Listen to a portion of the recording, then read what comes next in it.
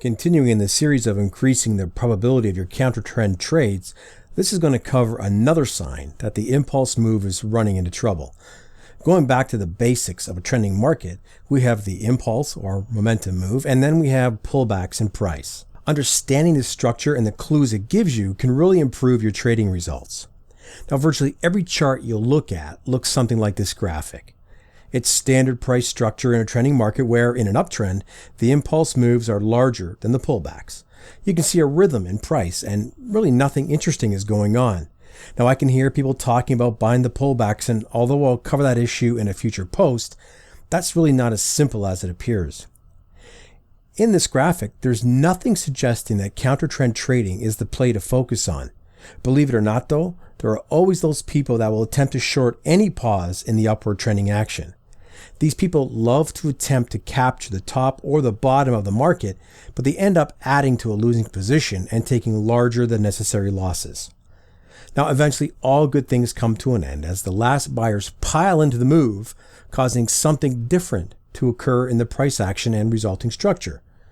We have price going parabolic, or perhaps forming a blow-off top. Regardless of what we call it, something interesting has occurred. We certainly do have a change in state compared to recent price action. Now, this should have a trader paying attention, but is shorting a good idea? If high probability trades are your interest, counter trend trades right now may not be the proper play.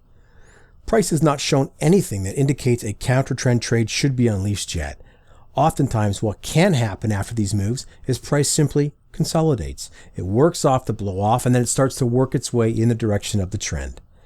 The best play right now is no play. Now, you probably would not want to trade the first pullback after this type of move due to the extreme state of the market at this point. We need to see other things occur. Now, price has printed an interesting event to the upside, and now price prints an interesting event in the pullback. Compare the lengths of pullback, and you can see that the second pullback is much more violent and larger than the first one. This indicates much more selling pressure than this trend has previously encountered. Are the big players showing their hands? Would you be looking for a long position at this point? Hopefully you said you would need to see more evidence of upside potential, but at this point, buying into this market, it's really not a solid play. But how about shorting? Let's look at what's occurred. There was an orderly uptrend of price. Price began to print a parabolic move, which should put you on alert. An out-of-character pullback has occurred. Tying that all together, now there's a bigger potential of at least another correction in price, which you may want to get involved into the short side. After such a large blow-off in price, plus the impulse move to the downside, be on alert for another push to the downside as seen in this picture.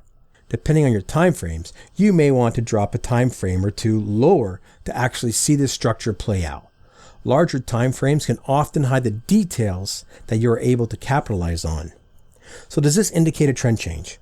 The macro trend takes a lot to reverse, so if you were to take counter trend trades from these moves, you may want to keep your targets more on the conservative side. Now, heading back to our stock chart of NDRM that I talked about in other videos and blog posts, did we see this type of price action and structure occur? The first correction was early in the morning after session open, so it sets a benchmark for pullbacks.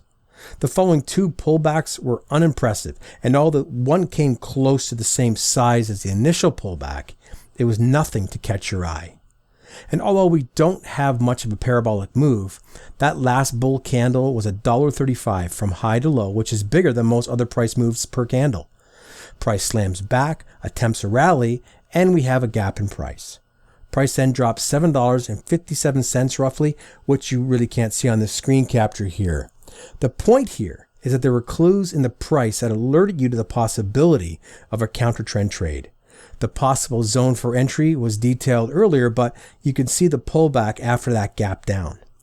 To wrap this up, price action and forming structure will most often alert you to the potential to go against the current trend. It may not be easy to enter due to the speed or liquidity issues, but it can also alert you to tighten up the stops on longs or scale out of your position. Jumping in front of momentum in either direction with a counter trend trade before you see patterns that can alert you to the softening of the trend is a quick way to drain your account.